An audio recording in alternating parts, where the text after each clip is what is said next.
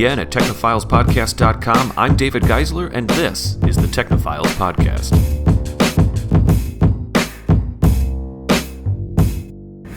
Hey everybody, we are back.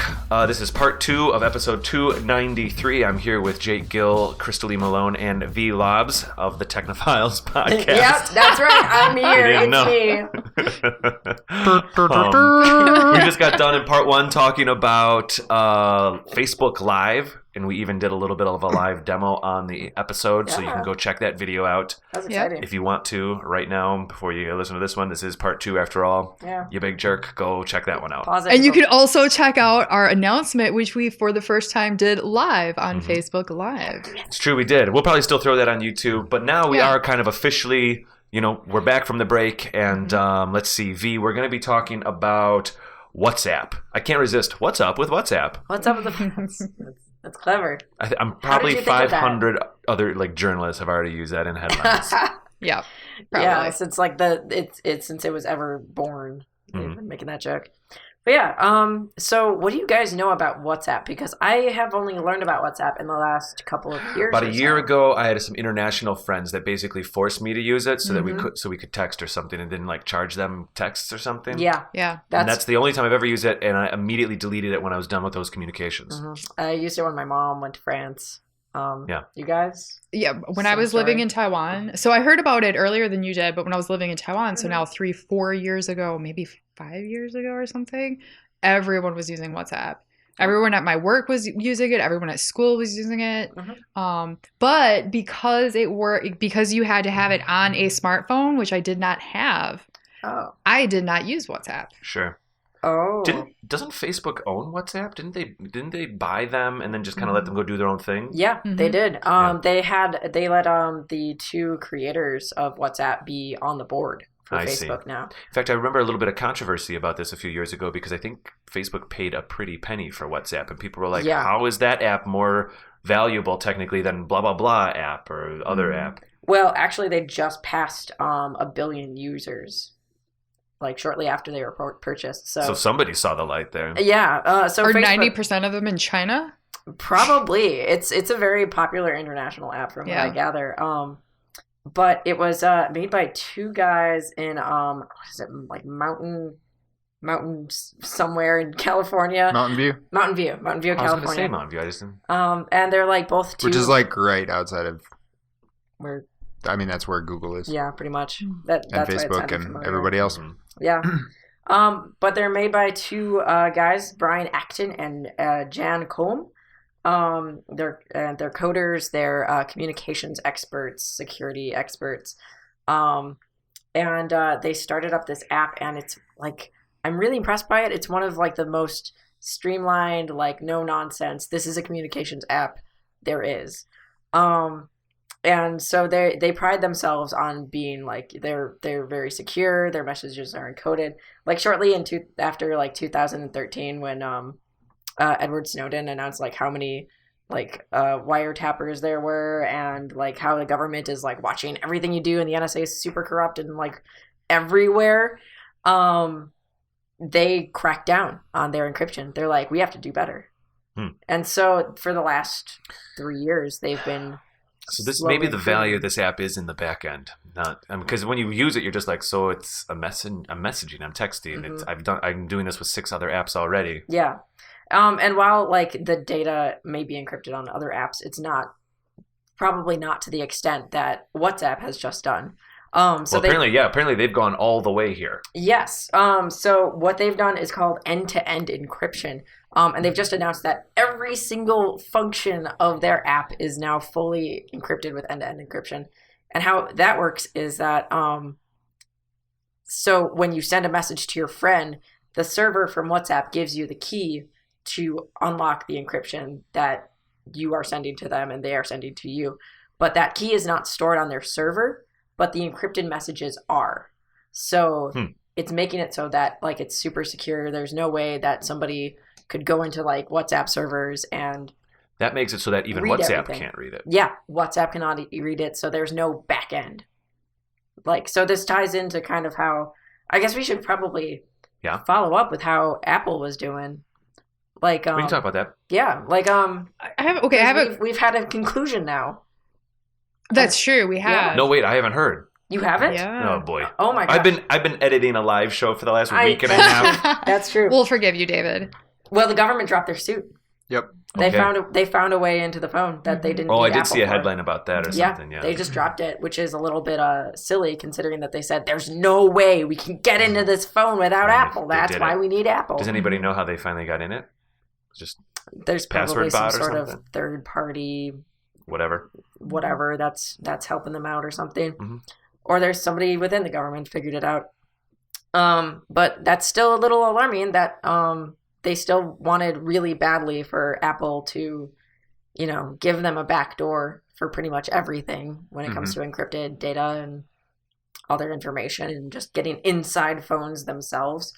So WhatsApp is like, we're going to just keep this completely secure to the users. Yeah. They are like... They're literally throwing away the key. Literally. They're giving everybody their own little key. So they just... WhatsApp is like it's kind of like what I talk about on the newscast with Snapchat, where they just added like every single function you could possibly think of. Video chat, spoken, like phone chat, and regular typing. But now everything is encoded, or everything is encrypted. Audio, video, pictures, text, everything.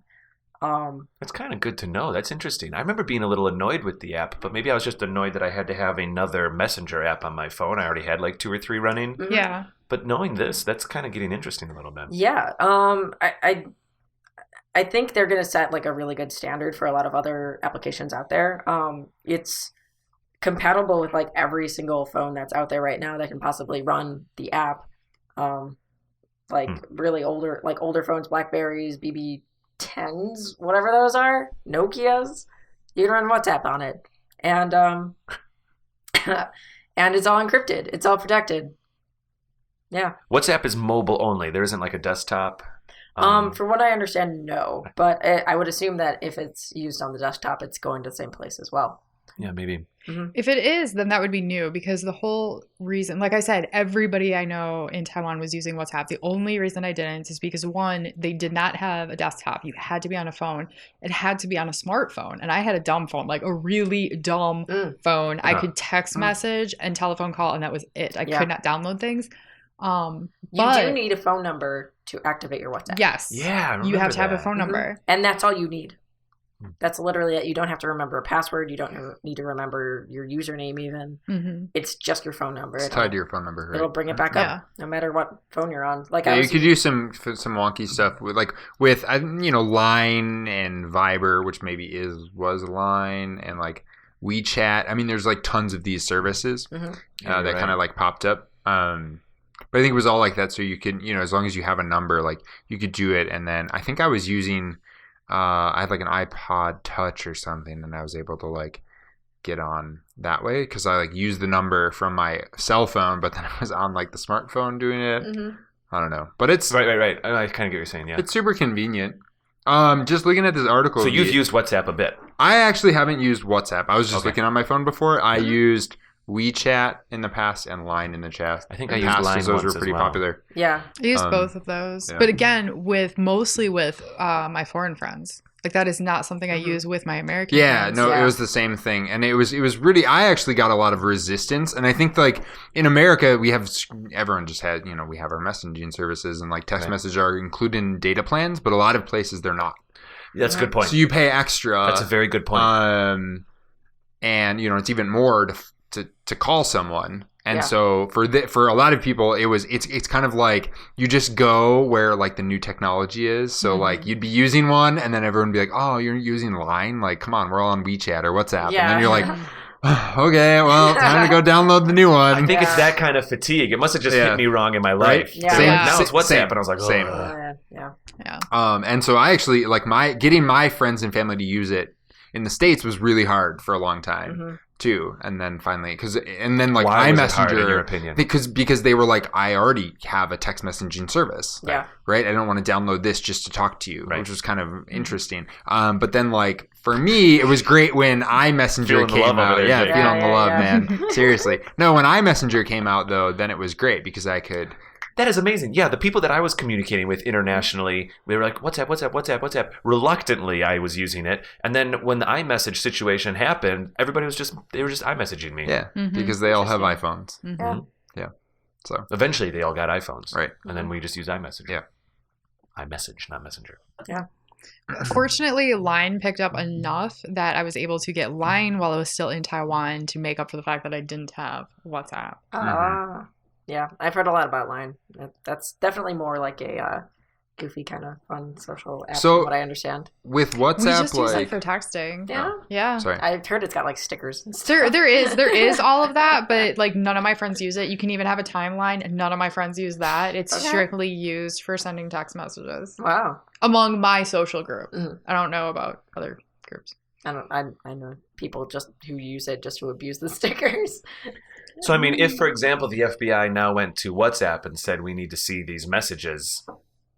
They can't. And it's kind of interesting because kind of WhatsApp is kind of like putting that down on the table right off the bat. Yeah. There's none of this like we do it this way. Well, and isn't WhatsApp one of the tools that were used to conduct attacks and coordinated strikes like within the past 6 to 12 months? But that's what comes with like protecting the concept of privacy is that everybody is protected, good or bad. That's how it is. Yeah, apparently, just looking in here, its service has apparently been used to facilitate criminal acts, including the terrorist attacks on Paris last year. Yeah, I see. Yeah. Okay, but here's the thing. By the same token, you could then say, like, well, let's shut down the internet because the internet has been used to coordinate. Well, no, I feel like it's more akin to, like, bugging every house or something. Like, if there's a conversation that you and I have in this room here, there's a certain amount of privacy there. Yes, like, the FBI can maybe get a warrant and search my studio here or something like that, but like what we're saying isn't, that's see the difference there. No, I absolutely understand. I just I'm on the privacy bandwagon, so sure. Well, and I think for WhatsApp, they recognize that. I think that, I mean, if we're thinking about, like you were just saying, David, and like we here in the States, we kind of just we use our text messaging services that are offered through our data plans or iMessenger if we have an iPhone or something like that, right? But for the rest of the world, maybe those aren't options. And then you have to look at like America. Okay, yeah, we have issues and people have been bringing these up, wiretapping, NSA, all these kinds of different things, but there are still checks and balances.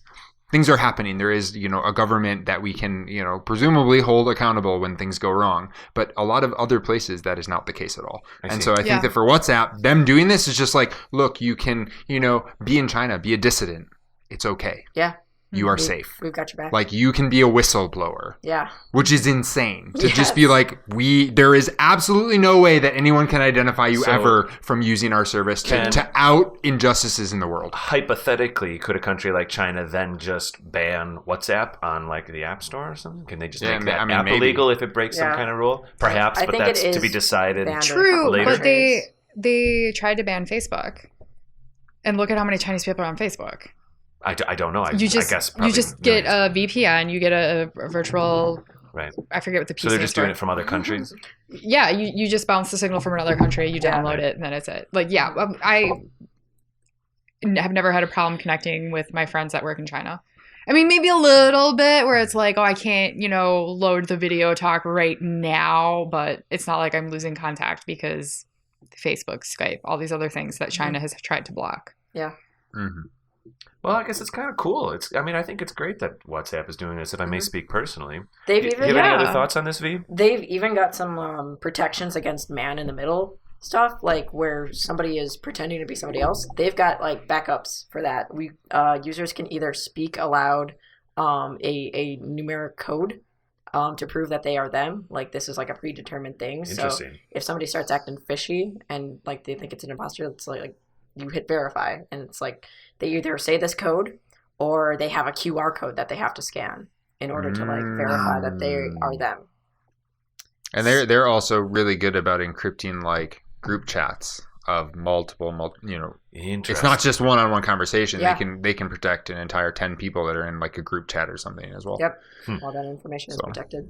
Very interesting. I'm learning more about WhatsApp today. Yeah. So it sounds like the only weak spot would be if you're in a conversation with 10 people and then one of those 10 go to the cops or the government and say, look at this. Yeah, look at this. Much. Here, I will show you everything. So it's Pretty like the human is going to be the weak point here, not the technology. Yeah, but that's, Well, I mean, life. Yeah, that's fine. Somebody can always go squeal in a regular conversation as well. Like someone can wear a bug into a Yeah. conversation. Well, right, Yeah. exactly. That's what I meant. Mhm. I was more like, I guess that was meant more as a question, like, am I correct that is the weak point, or is there something else I'm not thinking of? Like, users can still access all their conversations as normal. Like, I don't think the user experience changes at all.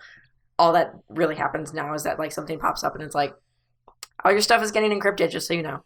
And so, like, if the FBI or whoever got the physical phone and tried looking at it, it could happen that the verify would come up. Yeah. So, like, they might get a little information, I'm thinking, but then the verify would come up and they wouldn't be able to do anything. Well, I think if they were, like, to talk to somebody else and they were to verify them, they wouldn't be able to do it if they didn't know what the numeric code was, or if they didn't know where the QR code was, or whatever. Obviously, do you feel this is something that WhatsApp has been planning for a while, or is this a little bit in response to this kind of FBI Apple stuff that's been going on? They've been actually working on for like since Snowden. Snowden, yeah, okay, yeah, right, cool. That was their real kick in the pants of like, oh, we should like make sure this stuff is secure, and that it's weird like how much it seems like an answer to the whole Apple thing, but that's just like coincidence, really, huh? It's coincidence. They just had foresight, I think. Yeah, right. I think they did. Cool. Yeah. Crazy. Well, I say we get out of here and come back in part 3 talking about see-through solar panels. Mm-hmm. Yeah. Very excited about that. Let's see. Well, yeah, I guess we'll just be back after the break. Yeah. In the meantime, V, if anybody wants to tweet you about this, they can do that where? They can do that at bear_Annika.